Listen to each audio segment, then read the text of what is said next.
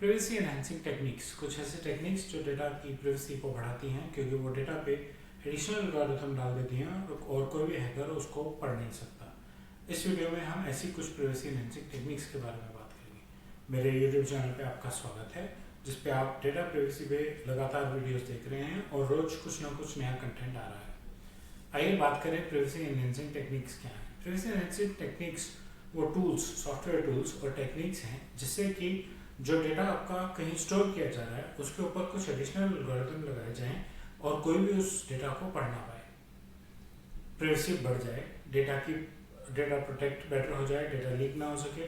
एक basic principle privacy का जो एनहांसिंग टेक्निक में भी गिना जाता है वो डेटा मिनिमाइजेशन। कम से कम डेटा कलेक्ट कीजिए, जितना चाहिए सो उतना कलेक्ट कीजिए, और जो आपने कलेक्ट किया है उसके ऊपर एडिशनल एल्गोरिथम लगा के उसको सेव कीजिए। अनऑथराइज एक्सेस ठीक है, लेकिन अगर अनऑथराइज एक्सेस को ब्रेक करके कोई आ जाता है और डेटा को ले जाता है तो बिना प्राइवेसी एनहांसिंग टेक्निक जो आपने यूज की थी, बिना उस टूल के वो उस डेटा को रीड नहीं कर सकता। डेटा कॉन्फिडेंशियलिटी बढ़ती है, यूजर का कंट्रोल और कॉन्फिडेंस बढ़ता है और प्राइवेसी ब्रीचेस अवॉइड हो सकते हैं। आइए कुछ टेक्निक्स देखें। एन्क्रिप्शन जो कई सालों से चल रही है, सिंपल है। डेटा को आप एक कोडेड फॉर्म में रखते हैं, जिस की से कोड करते हैं उसी की से रिट्रीव करते हैं। जिस की से कोड करते हैं अगर आप उसी से रिट्रीव करते हैं तो उसे सिमेट्रिक एन्क्रिप्शन कहा जाता है। AES बिट एन्क्रिप्शन जो है वो सिमेट्रिक एन्क्रिप्शन है। जिस की से आपने कोड किया था उसी की से आप डीकोड या डिक्रिप्ट भी कर रहे हैं। लेकिन अगर एन्क्रिप्ट करने वाली की और डिक्रिप्ट करने वाली की सेम ना हो तो उसे हम एसिमेट्रिक एन्क्रिप्शन कहते हैं, और RSA स्टैंडर्ड्स एसिमेट्रिक एन्क्रिप्शन पे काम करता है। नेक्स्ट है होमोमॉर्फिक एन्क्रिप्शन। जो डेटा आपने एन्क्रिप्ट करके रखा है उसके ऊपर कोई और एल्गोरिथम लगा के और कंप्यूटेशंस करके उससे स्टोर किया जाए। सो मतलब आपके पास डेटा आया, उसको पहले एन्क्रिप्ट किया गया सिमेट्रिक या एसिमेट्रिक किसी भी तरीके से, और उसके बाद उसके ऊपर एक कंप्यूटेशन की गई, फिर स्टोर किया। जब ये एप्लीकेशन डेटा को पढ़ने आएगी, पहले वो कंप्यूटेशन हटेगी, फिर वो डिक्रिप्ट होगा और फिर ये एप्लीकेशन इसे पढ़ सकेगी। लेकिन अगर कोई और एप्लीकेशन इस डेटा को निकाल के ले जाती है तो वो उसको पढ़ नहीं सकती। ठीक, इसको डिक्रिप्ट करना बहुत मुश्किल है, तो ये डेटा और ज़्यादा सिक्योर हो जाता है। Generally cloud service providers homomorphic encryption use करते हैं जिससे कि डेटा को और ज़्यादा सिक्योरिटी दे सकें।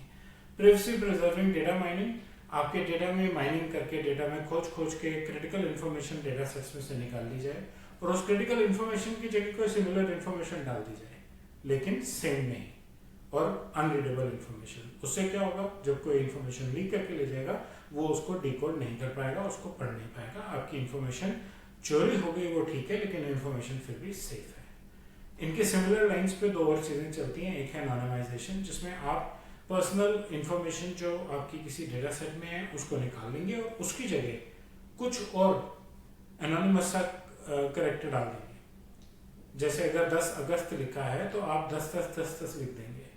ठीक, तो आपके टूल को तो अगली बार उसको डिकोड करके समझ आ जाएगा, लेकिन कोई और उस डेटा को ले जाएगा तो उसे समझ नहीं आएगा कि ये 10 क्यों लिखा और इसका असल मतलब क्या था। ठीक, तो आपका डेटा प्रोटेक्ट हो गया। सुडोनिमाइजेशन में आप जो आपने 10 अगस्त को 10 किया था, उसको 10 अगस्त को आप किसी सुडोनिम से रिप्लेस करते हैं, 10 की जगह बस लिखते हैं। ठीक है, तो उससे जो सामने जिसको डेटा मिलेगा उसको समझ नहीं आएगा कि क्या लिखा है। ऐसे ही अगस्त का भी एक सुडोनिम निकाल के अगस्त का भी सुडोनिम डाल दें। तो जो भी पर्सनल इन्फॉर्मेशन लिखी है, और मैंने डेट्स की बात की, date as date of birth, as date of joining an organization, ये भी पर्सनल इन्फॉर्मेशन में ही आते हैं। ठीक, तो वो पर्सनल इन्फॉर्मेशन को रिलिंक नहीं कर पाएगा, आपकी इन्फॉर्मेशन सेफ रहेगी, ट्रेस नहीं हो पाएगी।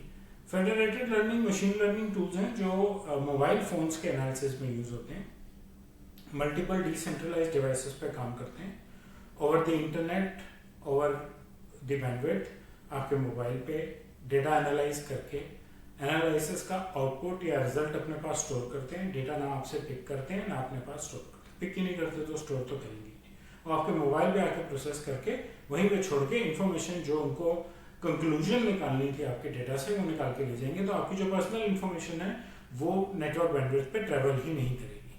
ना यहाँ से कोई रिस्क है, ना जहाँ पहुँच रही है वहाँ पे कोई रिस्क है, सब कुछ रिमोटली प्रोसेस हो रहा है। ठीक, डेटा जो है वो मोबाइल डिवाइस पे ही स्टोर रह जाता है। उसके बाद आता है जी आपका secure multi party competition. Multiple लोग सेम टाइप ऑफ डेटा पे काम करना चाहते हैं। मान लीजिए कि 1000 पेशेंट्स का कुछ रिकॉर्ड निकाला है, कोई लैब टेस्ट, कोई रिपोर्ट है, उस रिपोर्ट पे अलग अलग तरीके से लोग काम करना चाहते हैं। कुछ लोग ट्रीटमेंट डिसाइड करने के लिए, कुछ लोग दवा डिसाइड करने के लिए, कुछ लोग स्टैटिस्टिकल इंफॉर्मेशन निकालने के लिए। तो बजाय ये सारी इंफॉर्मेशन PIIs के साथ डिस्ट्रीब्यूट करने के या मल्टीपल कॉपीज लोगों को देने के, ये सारी इंफॉर्मेशन एक ही जगह रखी जाती है और PIIs ट्रेस किए जाते हैं। PIIs सेंट्रल रहते हैं, छुपे रहते हैं, एनक्रिप्टेड रहते हैं, एनोनिमाइज्ड रहते हैं, लेकिन जो उनके ऊपर का डेटा है वो अलग अलग एजेंसीज एक्सेस करके अपने रिस्पेक्टिव रिपोर्ट्स निकाल के आउटपुट ले देती हैं, अपना एनालिसिस दे देती हैं। तो इस तरीके से आपके PIIs शेयर नहीं होते और आपको जो आउटपुट चाहिए वो आउटपुट मिल जाता है। इनपुट प्राइवेट रहता है, किसी को नहीं दिखता किस पेशेंट की रिपोर्ट है, क्या है, कोई इन्फॉर्मेशन कहीं शेयर नहीं होती। उसका एड्रेस क्या है, उसका फोन नंबर क्या है, किसी एजेंसी को पता नहीं लगता। पर मल्टीपल एजेंसीज रिसर्च करने के लिए सेम डेटा पे एक ही साथ काम करें, पर उस डेटा में से पर्सनल इन्फॉर्मेशन छुपी रहे, बाकी की इन्फॉर्मेशन पे काम किया जाए। ठीक, उसके बाद आती है आपकी डिफरेंशियल प्राइवेसी। डिफरेंशियल प्राइवेसी में आपके जो डेटा सेट्स हैं जिनको एनालिसिस के लिए उठाया जा रहा है उनमें कुछ एडिशनल नॉइज एम्बेड कर दिया जाता है, जिससे कि PIIs लीक ना हो। आपके नाम की जगह, आपकी पर्सनल इंफॉर्मेशन की जगह नॉइज डाल के, बाकी नॉइज के साथ वो डेटा लिया जाता है। डेटा डेस्टिनेशन पर जाता है तो कोई ये नहीं जान सकता कि ये डेटा किसका था, क्योंकि उन ब्लॉक्स को तो हटा के वहां पे उनको आप नॉइज ऐड करके उनको चेंज कर दिया गया है।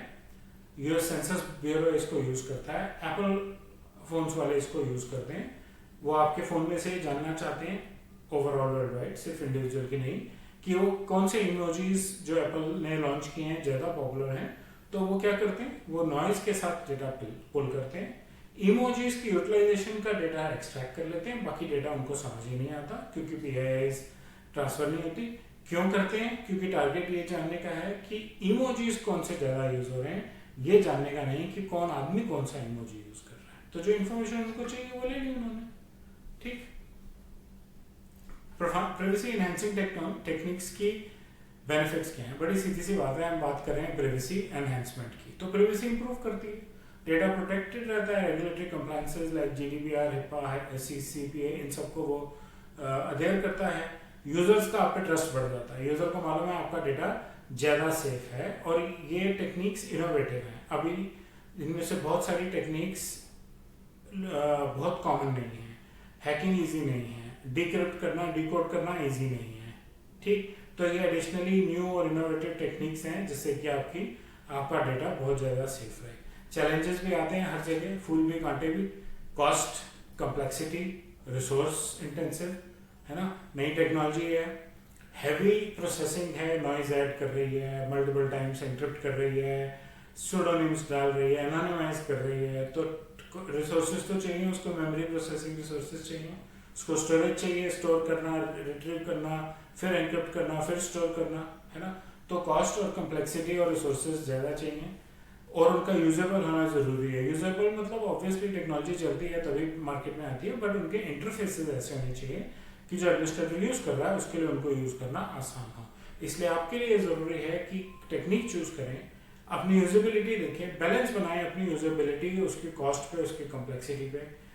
ये भी जानने की कोशिश करें कि क्या आपके पास जो PII है लोगों की, वो इतनी ज्यादा सेंसिटिव है कि उनमें से कुछ अगर लीक हो जाता है तो आप पे किस टाइप के प्राइवेसी ब्रीचेस लग सकते हैं, किस टाइप के फाइन लग सकते हैं। और अगर वो ज्यादा खतरनाक है तो ये आपको तय करना है कि आज टेक्नोलॉजी में पैसे खर्चने हैं या बाद में ब्रीच प्रोटेक्ट करने के लिए, ब्रीच से बचने के लिए। क्योंकि जब ब्रीच होगा तो बात सिर्फ पैसों की नहीं होगी, बात यह भी होगी कि आपकी रेपुटेशन पे भी इम्पैक्ट आएगा।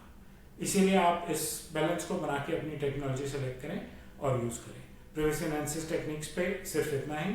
उम्मीद है आपको मेरा कंटेंट अच्छा लगा होगा। बेल आइकन दबाएं, लाइक बटन दबाएं, मेरे चैनल को सब्सक्राइब करें और अपना फीडबैक जो है वो कमेंट्स बॉक्स में शेयर करें। धन्यवाद।